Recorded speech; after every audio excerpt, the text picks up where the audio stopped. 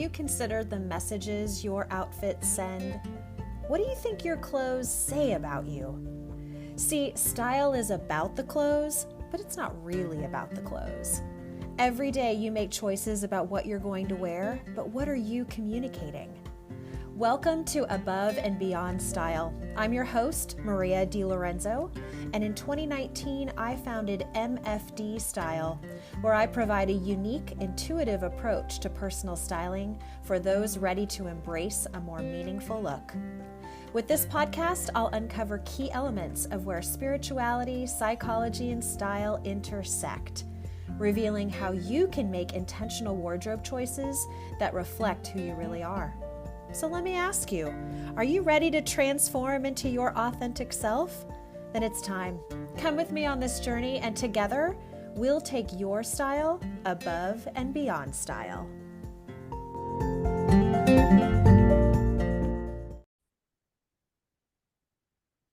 Well, hi, everybody. Welcome back to Above and Beyond Style. This is season 4, where I have had such a great time talking all about change, being in the midst of change, learning to ride the waves of change, and trying to use this great metaphor about surfing and style alongside my great conversation partner, Dr. Melissa Carrick. Missy, welcome back to the podcast this week. Thank you so much, Maria. It has been such a pleasure to be with you and to have such a great conversation partner who's really tracking and kind of moving along, or we could say riding a similar wave to what I'm doing right now. Yeah, I love this. And this metaphor has just been really fun for both of us because, as you well know, Missy is a lifelong surfer. I feel like I am learning the language of surfing alongside all of these really fun stories that hopefully you are enjoying about our own changes and the ways we're navigating some of these testy waters in each of our lives. So last week's episode, we were talking a lot about the language of the yes and the no that lives within the body, and really coming to understand and know that intuitive voice and learn like that language of how to say, how do we understand that language in a way that we can really use and interpret and move forward in our own lives.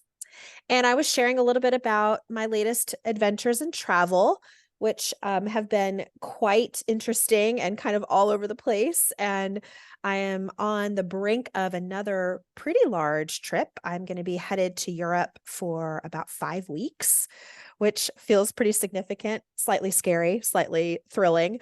And what has happened is, Missy and I were talking a lot about, as we learn this language of the yes and the no, there needs to be, and we've talked about this before in previous episodes, about like the whisper and the pause, and really coming to understand and giving ourselves space to know and understand what are these messages that are coming to us and for us.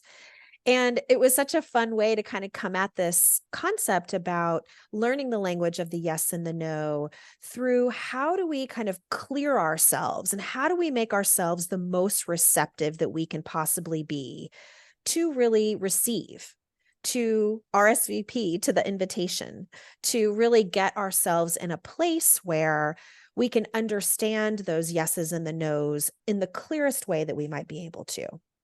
And it was fun, Missy, because you and I then got started talking about travel and packing and like the whole process of, what do we need to bring with us? What do we need to leave home? And you started to share a little tidbit about something you do just personally to kind of help get yourself in a place of receiving. And I wondered if you might be able to talk with our listeners today a little bit about that. For sure. Yeah, for sure. So it's so interesting. We and in that conversation, Maria, it's the serendipity and kind of speaking that same language and being part maybe of a larger conversation, as happens with any sort of creative endeavor. You talk about, if anyone's read Big Magic, the idea of creativity is that in the creative movement, there's actually this current of talk, or this current of, we could say, energy going on throughout the world where ideas happen at the same time. And there might be an idea, and this is throughout history, there might be an idea in Europe that was happening the same time as it was in the US. And these sort of pops of creativity, and that ideas float along. So in that vein, after Maria and I recorded the last episode, we were debriefing, and she had said something about, moving the channel or creating the channel. And I had just written down on my paper right before she said it, clearing the channel. And there were a few different ways of saying that. So clearing the channel is making us receptive, or making oneself receptive to whatever is there for you to drop in, the idea or the creative moment. And that could be for anything. So for myself, before this podcast, before I go to work, there's a couple of things I do. And one of them, I'll just kind of walk you through this process. And this I learned largely from Emily Fletcher, who is a meditation teacher, but I've also learned it from a couple other people, some kind of hybridized this. So first, I purge. And purging really is about whatever is on your mind, just get it out. And we do this naturally, especially if you're a woman, especially with your girlfriends. We often will call and be like, guess what? Or with my sister, hey, I just need to kind of brain dump. But the way that I purge, especially when I really feel like I have to move something so I can fully show up and be present, is that I actually sounds so funny, but it really, really does work. I even have my husband doing this. I've even recommended this to a couple of patients. They come back and say, wow, that really does work. So you can do a voice memo, or even better, a voice memo to someone. So you literally, for 60 to 90 seconds, you hit start and you go, just let it rip. Like, oh my gosh, I purged that. I don't really know what I'm going to say for this presentation. I purged that, my room is still messy. I purged that. And you just go through the list of just, I purge, I purge. And you can tell the person they don't have to listen to it if you're actually going to send it. Like, I will text my sister or call my sister and say, Krista, don't answer the phone. I'm going to leave you a voicemail. Or, hey, don't listen to the next voice memo. I'm just going to send you a purge, and just kind of let it rip for those 60 to 90 seconds. And it feels really good to just move that out and let that energy move, right? So emotion, energy and motion, feelings are meant to move, to come up and out. It's when they get stuck that there's the issue, and that they sort of like fester in there. So allowing those feelings to move. So that's step one of purging. And then step two is it's two-part. I actually do a little bit of dancing. Now, I know that sounds a little cheesy, but I'll say it really works. And I play an angry song first. And the angry song is sort of like an angry, aggressive song. It doesn't mean that you're angry or that I'm always angry, but it's just to really like get it out. And my personal favorite is Green Day's Basket Case. And I usually do about 60 to 90 seconds of that. And I'll be like punching, or, fists in the air, or whatever dance moves I need to do, to just kind of get it going. For some people, it might be shaking, it might be stomping your feet, it might be jumping up and down, like just kind of jumping. So, angry song. And then I play more of like a happy song or a bliss song, something that really gets me feeling like good. It's that song in your head that you hear when you're walking down the street. Yeah. I mean, maybe you guys don't hear that, but I have those songs for me where they just feel good. So my personal favorite right now is Megan Trainor's I Love Me. Also love Dance Monkey, which for those of you that have kids, there is a kids version of Dance Monkey. So you can engage your kids in this too, because it's such a great way of using the body, using the physicality of emotions, because they are literally physiological substances in the body.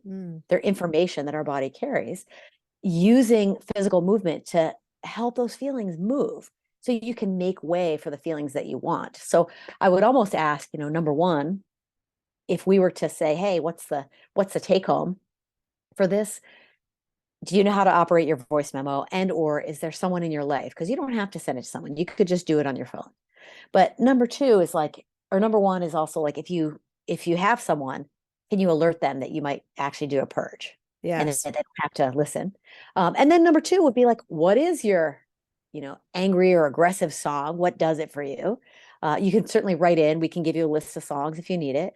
And number two, what is your bliss song or your happy song, or you're like, hey, this makes me feel like me, like I'm walking down the street and I own it, I look great. It's the like, I just got a blowout song. I love this for lots of reasons. It's interesting because as you were talking about this concept of the purge, it flashed me to, I'm a writer. I like to journal. I'm somebody that tends to, I like to go back to it too, to kind of reference and revisit. And I will often start my journaling with things that my mind is noodling on. And it's like everything I can think of that, much to your exactly what you're saying about, like, I just need to get it off my mind and off my body, written down on the page. And it often feels really good to just like scribble and write kind of feverishly for a good minute, right? And just get it all down. And it's funny because then I will often take that piece of paper and sometimes I'll scribble it out, or just like I don't even need to necessarily go back to it all the time to be revisiting all the things my mind is whatever focused and fixated on.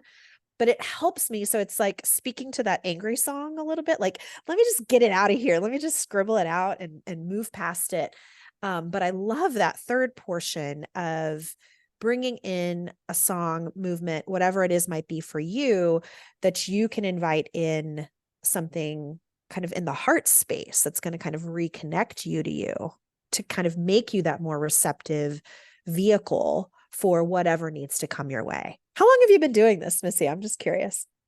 Oh gosh. I don't know, maybe about 6 months, but I will Mm. say the previous iteration of this, well, two things. I'll tell you a funny story. The previous iterations were, one, I would often dedicate a workout to like something I want to work out. Like, so I'm a Mm. big physical mover. I always have been. So I'd go for a run and be like, all right, well, like, oh, I just got to work this out. I'm gonna go for a run and just like put my headphones on and like blast some great music. And by the time I got back from the run, I would be in a different headspace, or Sure. the elliptical machine if it was too cold, or whatever it was. So dedicating the workout. Um, Interestingly enough, probably, I think I shared this already. Probably about maybe 6 or 7 years ago. Um, True confessions, I have always wanted to dance like Janet Jackson. Oh, who doesn't? And I mean, who doesn't, right? Who doesn't? Right? Who doesn't? So I have always wanted to dance like Janet Jackson. And uh, my amazing husband got me hip hop lessons. And these hip hop lessons, I live in Baltimore City. And so these hip hop lessons were like in the city. They were in like the heart of the city.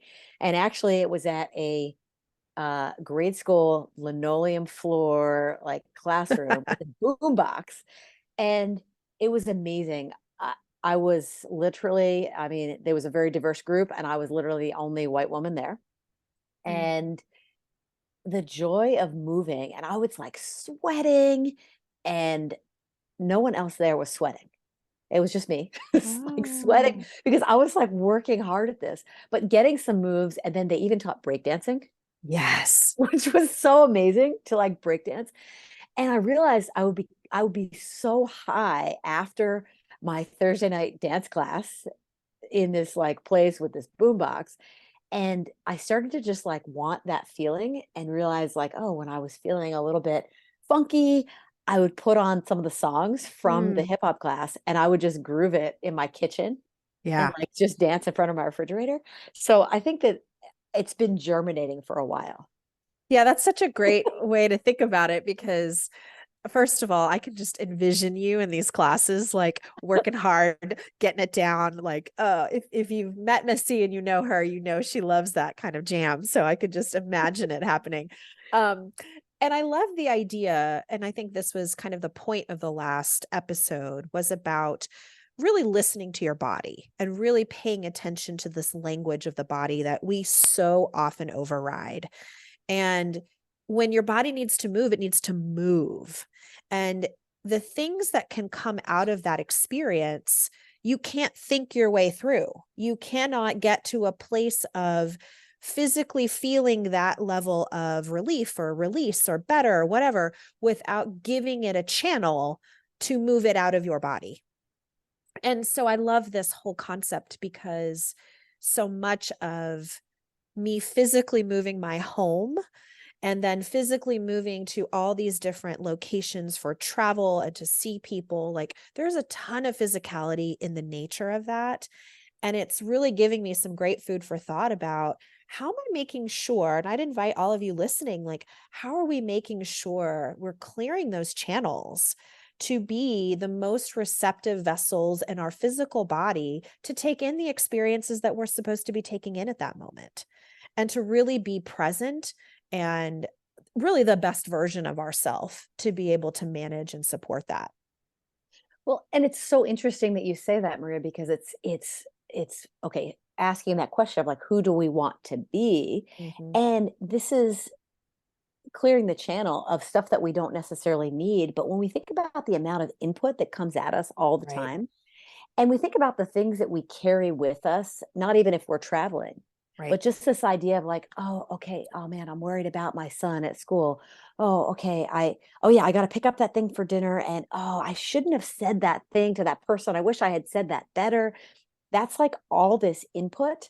And so needing some output to Mm. really go like, okay, how do we discharge would be another word for it.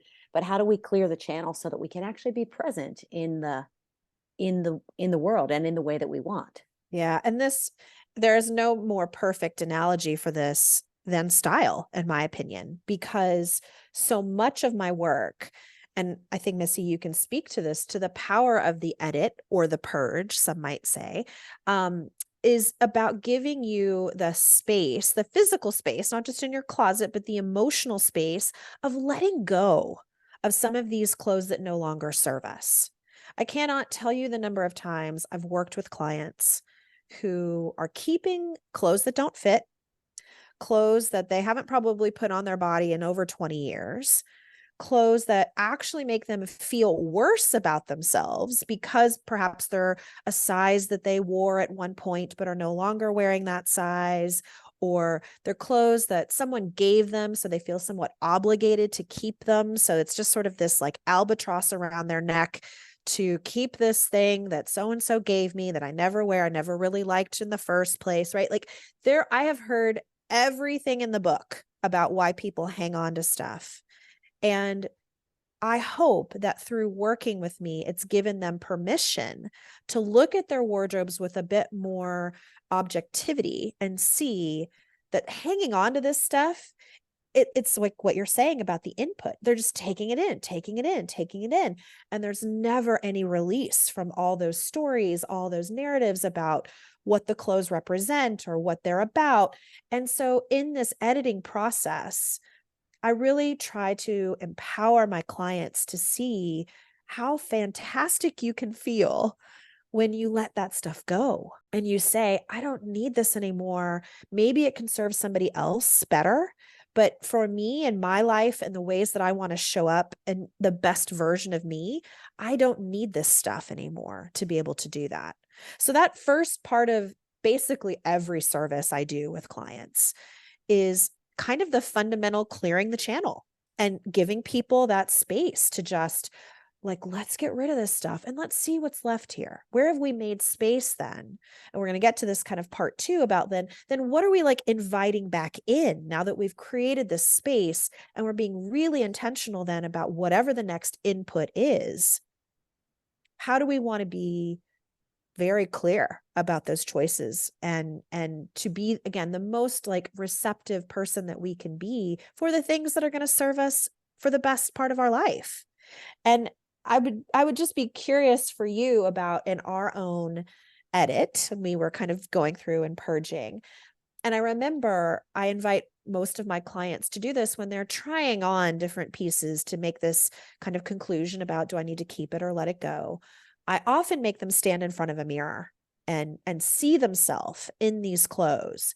And I love, you've talked a couple times about your sister and she says like, stand like you like it, and give yourself this freedom to sort of see yourself objectively and say, how do I feel in this? What does this make me feel like? How do I want to feel? And does this piece of clothing or this outfit or whatever get me closer to that or further away from that?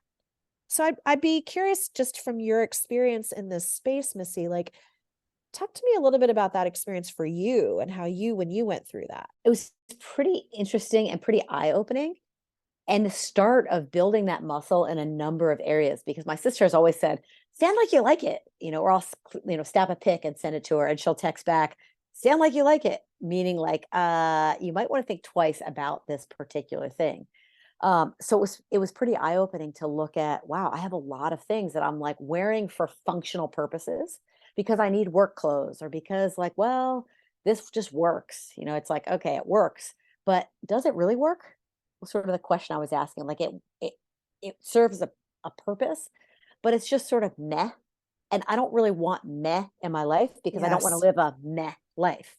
And if the cumulative experience of what I'm putting on every day is meh, and it's not something that I'm like, yes, Megan Trainor, I love me, then I don't really want that. So it was amazing to see all of these clothes just starting to exit my closet and that I didn't have this like, well, maybe I'm going to need that. There's maybe one or two pieces. Actually, there's one piece that I can still think about where I'm like, oh, I wish I had that, but everything else. And I got rid of probably like three laundry baskets of clothes, like three big laundry baskets of clothes, um, made my closet way more manageable. First of all, I look at it and I probably am due for another edit, but I look at it and I'm like, oh, it's all my clothes hanging in like this one little closet. We had sold our home, so I'm in a house now that has a much smaller closet too. So it made it a lot easier, and that my choices in the morning are easier. And I've continued to flex that muscle in my wardrobe by putting stuff in the other closet. If I'm like, I haven't worn this in a while, let me just experiment and see. I don't really think this is me. It's also made acquiring new stuff way easier because I'm way more discriminating of like, does this make me feel like me? And okay. I mean, hiking pants, we might need some hiking pants. Now, I was just recently out in Sedona and I was going to be literally doing some pretty intense hiking in the Red Rocks. Well, I have these hiking pants and they're not the most flattering thing, but that's a different story with that. So it definitely made a huge difference. And it translated to me actually thinking about what works in my life. Yeah. Like, what am I choosing for my life? Because we have a number of things in our life where it's like, and maybe it's even in the form of like friends, like, oh, Right. does this person make me feel really good? Or do I feel good when I'm around them? Is this a nourishing relationship for both of us? You Yeah. know what? Maybe I'm going to spend a little less time doing that. Yeah. Oh, you know what? The reverse being true with, oh, I really love eating dinner in my dining room instead of my kitchen. And my husband and I have always used candles. Like we have tons of candles at dinner. But like, oh, let's eat in the dining room and have a really beautiful experience that's representative of this is the kind of life that I want to have, which is not meh. It's like I want to Yeah. have a candlelit, beautiful life. Yeah. And this is such a good, as you said, it applies to so many different aspects of life as it should. And I think anytime we get in this space of sort of clearing the path, clearing the channel for what is for us, I'm always super excited about then what shows up, right? Like what are the things then are coming back into the picture that aren't just like replacing all the things that I just got rid of, but are giving me then the opportunity to look and live and experience my life in a new, fuller way.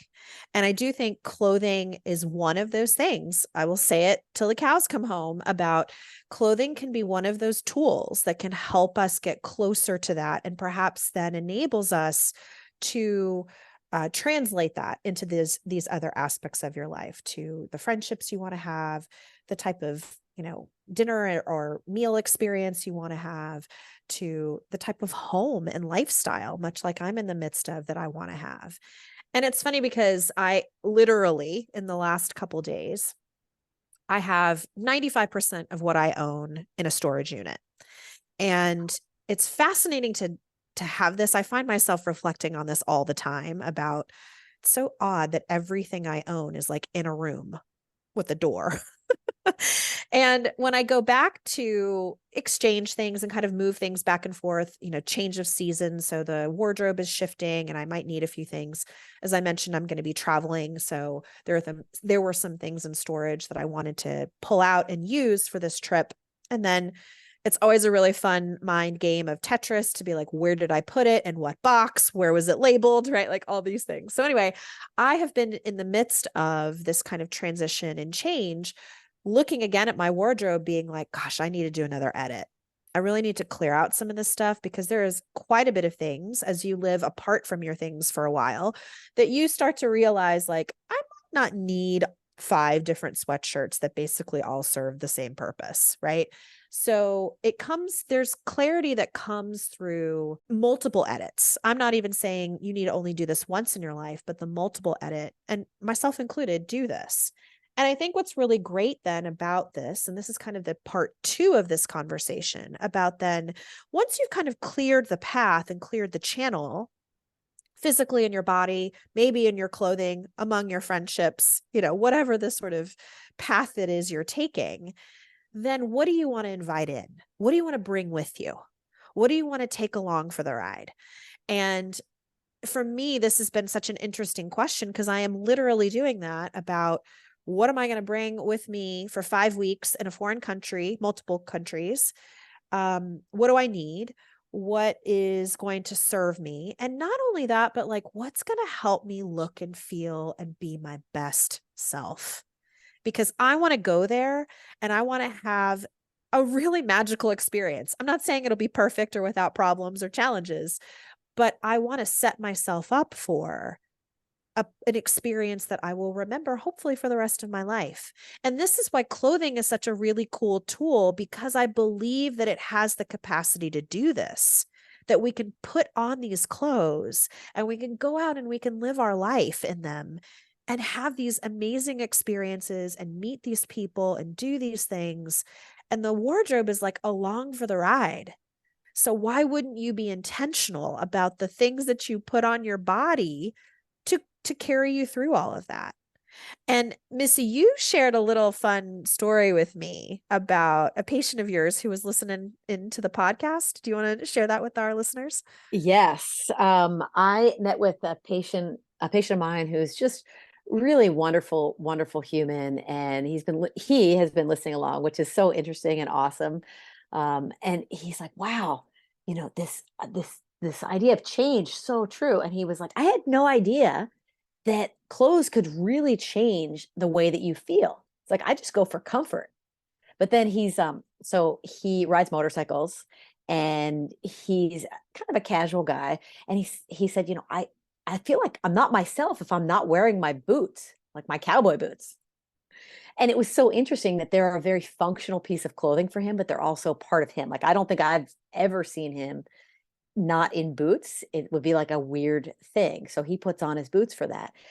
And an interesting thing that for me as a body oriented practitioner and someone who's like lived their life very kinesthetically and very embodied, that it's a no-brainer to notice, like, oh yeah, your clothes change how you feel. And he was asking me, said, oh, doc, I noticed that when you came back from sabbatical, you're no longer wearing your clinic jacket. So I had a white jacket that I would wear, and I had lots of pockets in it so I could keep the different things that I needed during the day.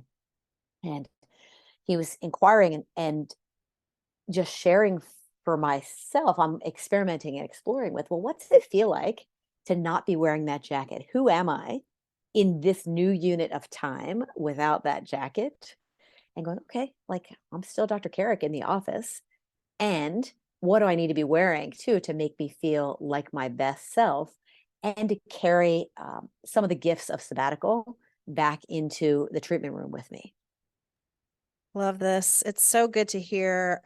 Nothing fills my heart more than knowing that when people make this connection. Listen, I know that clothing and wardrobe isn't going to solve the most complex of the world's problems. I'm not trying to bring it to that level, but I'm also not wanting to minimize it because it has the ability to set us up for these things. And I think when we're learning this language of our intuition and what we're supposed to help us move through change as we're navigating and figuring out all these variables that are going to come up, some predictable, some not. That's the beauty of the surfing metaphor about this. We're going out there. We don't know what kind of waves we're going to get, but we know we're going to get some. Some are going to come up and come along the way. So how can we set ourselves up for being the most receptive and being the most authentic self to be able to receive whatever is coming at us? And as I'm really thinking about this trip and these journeys, I've it's funny to be um, kind of thinking about this in the very material sense about, well, then what do I want to bring with me? And this is such a fascinating question for me because there are going to be practical needs like a rain jacket and shoes that are water resistant and, whatever, layers. And you can create, I'm not here to create a packing list for you. What I want us to think a little bit about then in this concept of like, now that we've cleared the channel, we have this open space that can be filled or not, maybe even fully filled, but partially filled with some of the things we need to bring and bring along with us. And I am in this very interesting place of trying to figure out like, what are those things that I want to bring with me that are going to make me feel my best self, that are going to set me up for relative ease for the kind of trip I'm taking. So it's from anything from the size of the suitcase that I want to bring so that I'm not schlepping it on trains, planes, and automobiles in a way that's manageable for me. So in my initial thought, I'll just share this quick story. My initial thought was like, yeah, I'm going to bring the biggest piece of luggage that I have so that I can fit the most amount of things in it, and I'll get it to, it's 50 pounds or whatever the thing is that you can do. And all of a sudden I was like, why would I do that? That sounds awful to be schlepping across Europe with this like huge ass bag filled with all the things, right? So, I mean, what are your thoughts on that, Missy? Oh, this is so good. So, Maria, we travel a bunch to Costa Rica, Yes. and that's a very particular type of trip because it's for surfing and it is hot. And it's this constant question. And Zeke teases me all the time because he could just, throw a couple pairs of boardies in. But as a woman, like, I want to have some cute dresses. Oh, of course, I want to look cute on vacation. But really, it's a dusty town. It's hot. We spend most of the time in a bathing suit. So what I've actually started to do, and this is key in terms of a nugget here of the take home. What I've actually started to do, we've been going there for 20 plus years, is at the end of every trip, I take a picture of what I've worn and what I haven't worn. And so I have the stack of what I haven't worn and I have the stack of what I've worn. And slowly my suitcase has whittled down and down and down. So now my packing is so easy. It's 5 bikinis. Now I actually have more than 5 bikinis. So I do have to figure out, well, which ones do I want to take? Which ones are functional? What are the conditions going to be like, et cetera. But 5 bikinis, 3 sundresses. I could really get away with 1 pair of boardies because that's what I wear all the time. But I bring 2 just in case something happens to one. A tank top, which really I actually bring 2 because by day like 8 or 9, Zeke's like, get that other one off you. What are you doing? Like, it doesn't, you're an attractive woman, like you're wearing a dirty shirt all over the place. I'm like, well, I've only worn it a couple hours a day. So, and then 2 pairs of flip-flops because you need your dinner flips and then you have your flips that get wet and you don't want to wear wet flips to dinner. So the idea of, okay, it's function meets sort of the form of like, oh, how do I want to feel? I do want some cute dresses. And knowing that those cute dresses need to be cool. Okay, knowing that I feel good when I'm wearing something there that is not clinging to me. So asking that question. Now, the interesting thing with that is this idea for my packing is being a natural doctor, right? I also want to be prepared for anything that might happen. I mean, we've had um, Zeke took a surfboard, the rail of a surfboard hit his leg, and he basically had what was the equivalent of a tennis ball sticking out of his calf and couldn't walk. So I had supplies that could take care of that in terms of acupuncture needles and a cold laser and different natural anti-inflammatories. We've had all sorts of stuff. So literally now a large part of my suitcase has a bag full of all of those goodies. And I ask myself sometimes, like, am I not trusting that I'll have exactly what I need when I'm there? Definitely with my clothing, I trust it. And you need a lot less in a warmer climate, in a climate like that where there's nothing fancy. Everything is very casual. And am I trusting I'll have what I need if something like that happens? And am I open to having an amazing experience? Sure. But it's like the raincoat. Like you should probably bring a rain jacket to your trip to Europe, especially if you're going to spend any time in England. But looking at that, we have this ongoing dialogue. Zeke and I, his parents were think as he's mentioned on a previous episode, his parents were high-end antique dealers. So their homes have a lot of items in them, a lot. It's dizzying to me, very dizzying. And they are what he would call me a maximalist. And I scoff at that and say, I'm not a maximalist. I just want to be prepared. And through my work with you, Maria, as well as taking a sabbatical and having a moment to step back, I've become less of maybe a maximalist and really started to explore this idea of minimalism. Because my husband, I would say, in some ways, is a minimalism, unless you talk to him about his kitchen, not a minimalist there. But a minimalist, there's a guy, Joshua Becker, who wrote The More of Less. And he has this great idea I've been turning over my head, that minimalism is not that you should own nothing, but instead that minimalism is that nothing should own you. And going, okay, well, in my experiences, in what I'm bringing to Costa Rica, am I attached to that?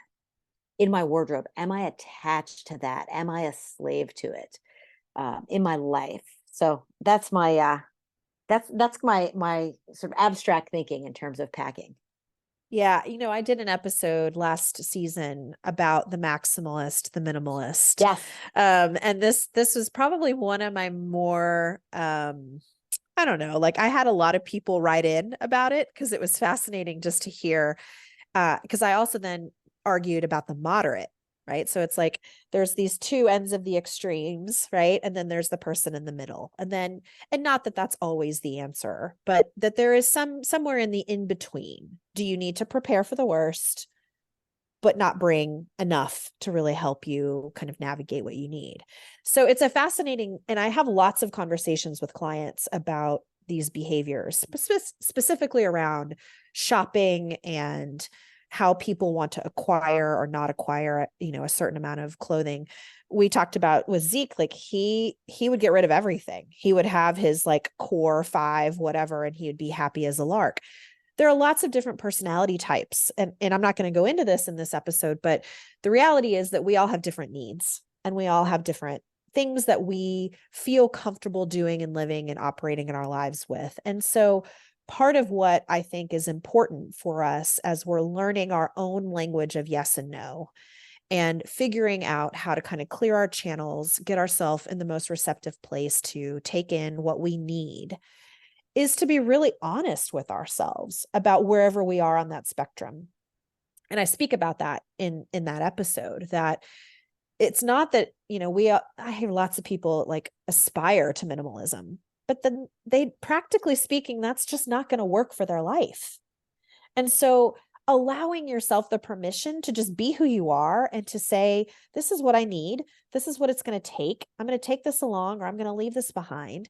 And that to me feels like it's always this relationship with sorting out and figuring out, like, again, calling in what we need. What is it that is going to be for us, and setting ourselves up for that to the best of our ability, because we're not in full control of everything here. If you haven't learned that yet, everybody, like, we can't control every outcome. And so there is something to do the best I can, but then I have to just be ready for whatever. And this is why surfing is such the perfect metaphor for me in this. Like, I can't anticipate every wave that's coming at me. And yet I can have a few things in my pocket to make me ready. What are your thoughts on that, Missy? Yeah, you can't anticipate every wave. And actually, when you do, and I may have told this story earlier, but when you do think, okay, like I've got it, then there's that, we call it a rogue set, or like the rogue Yes. wave that appears way on the horizon, and everyone there is going, oh no, and you start scratching, like the surface of the ocean, like paddling as fast as you can to get out, and it wipes out half the lineup. Like literally, it just clears everyone, because most people can't prepare. And then even if you're already like waiting far outside, like thinking there might be something like that, you still aren't far enough out. So it's gonna happen. So it's almost like being ready for that to happen. The interesting thing though, Maria, the what I notice in the thread of what we're both saying is there's a distinction between what you need and then what you want, And so it's like, what do you need? Well, you need a rain jacket. You need comfortable shoes because you're going to be walking a lot in there. I need to bring 5 bikinis and I need an extra pair of boardies just in case. But then what do you want to bring? And that's the piece that really requires reflection and a moment of pause. So it's like, okay, where do I want to be if I'm surfing? Where do I want to be in the lineup? Do I want to be far out? What have I noticed? Are the waves, most of them are coming closer in. So chances are it's going to be every like 45 minutes that it's out. So I can take like, 15 waves and then paddle out to the outside so that I'll be ready. If it's Costa Rica and I'm traveling to Costa Rica, it's okay. The reflective moment is let me click those pictures and then think about, why didn't I wear those things that I brought? Oh, okay. And then reflecting again, engaging that reflective muscle when we're preparing for a trip and going, okay, this is what I wore or not wore. I'm going to Mexico in a couple of days, and that's a little bit of a different trip, a little bit of a different climate, different nature of the town that we'll be staying in. And I can use my information from Costa Rica to inform my trip there. And we all have that ability to reflect on our previous experiences. It's just taking the pause, the time, that sacred moment to actually check in with ourselves and go, okay, what did I learn? Or how was that last time? Or, how do I want to feel? Or it's the moment, and it doesn't have to be a big moment. It doesn't have to be sitting and gazing at your navel for an hour. It's the moment that I'm standing in front of the mirror with you in front of my closet being like, oh, let me look in that mirror and know I am standing like Frumptown in front of this. I'm not standing like a rock star in this item. All right, that item's out. Yeah, I just love this. I love it because you get it on so many levels. So I so appreciate that you have the ability to kind of talk this talk with me, because I think for us, and I'm gonna invite, we've been doing this for the last few episodes about kind of posing a question or leaving our listeners with something to kind of reflect on. And so I want to do that now in a couple different things. The first is I'd really invite our listeners to think about their own purge and how they want to go about doing that. Whether that's that emotional purge, Missy shared a little bit of her own kind of process and how she goes about doing it. Maybe you can find your best friend, your sister, your mom, whatever, do a voicemail. Maybe you can literally just record a voice memo on your own phone and it goes nowhere. Maybe it's journaling, whatever it is for you to get it out. Get it out, see what it feels like, and then allow yourself that opportunity to call in. What do you want to call in? What are the things? How do you create that space for yourself to be receptive? How do you get into your heart space? How do you really connect with that yes within yourself? So, what is that process for you? I don't know if any of that will resonate, but I'd love if you have any thoughts or feedback, shoot us a message. Missy and I would love to hear from you. It's always really fun when our listeners are reflecting back some of the things they're learning. We'd love to hear maybe what that looks like for you. And likewise, if you're standing in front of your closet and you're like, gosh, I'd really love to do a little edit here, this feels really overwhelming, I'm going to make a plug for my service because I do think it's important to have somebody who knows how to do that with you and can be efficient and effective, but also compassionate about the things that need to happen when you're doing that for yourself. So if you're interested in that kind of service or that support, please message. Be happy to talk with you about what that looks like. I do it remotely. So don't worry if I'm going to be on the road or traveling, those are still options for us to engage in. But for you, as you're thinking about what do you want to call in, and really how you want to set yourself up to be the most receptive, to be able to receive your yeses and nos. Like, what do you need? And what's out there for you? And as I am working through my next home and sorting through my lifestyle choices and the things that I need, I'm telling you, I'm doing that on some really profound levels right now. And I don't have all the answers yet, but I'm still sorting it through. And Missy, for you, I know you had gone through a sabbatical. You'd given yourself this intentional pause. You've re-entered your opportunities with patients, and you're still thinking through what that needs to look like for yourself. So this is not there's no finite end point, I think, for all of us when we sometimes think about it that way. But I just invite us to really think about that in that experience and the practice of what it could look like for us to reconnect with that yes and no. Missy, any final thoughts from you? No, Maria, that's so beautiful, just in terms of learning that language for us individually and putting it into practice. And it may not be, it's not a final endpoint period. This is an ongoing lifelong thing. And it's going to look different in terms of what is a pause. So I just took a sabbatical. A pause now, like thankfully I filled the tank and I've been building that muscle. And I've been building that muscle in front of my closet since working with you. So I can get a little bit more of the beat. And I have some reserves now in terms of energy to go, oh, my pause can be like yesterday. Oh, I just sat down for a minute and didn't look at my phone and drank my tea and went, okay, now I'm ready to do a few more things. Friends, I am so grateful for all of you listening. Missy, thank you again for joining us again on this week's episode. It's always so fun to have you. Likewise, it is so fun to be here. Thanks, Maria. So everybody, we will connect with you very soon. Thanks again for listening. If you have any great feedback or questions, don't hesitate to write in. Otherwise, we'll talk with you soon. Thanks so much for listening today. If you enjoyed what you've heard, I would appreciate you taking the time to leave a review on the podcasting platform you're using and share this episode with others who you think might really enjoy these conversations about personal style.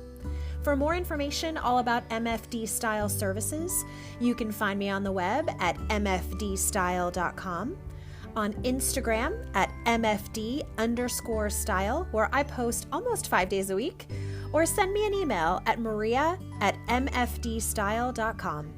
I also have a weekly email I send to subscribers, so I will include the link to that sign up in the show notes. So until next time, friends, remember to love yourself and then love yourself some more.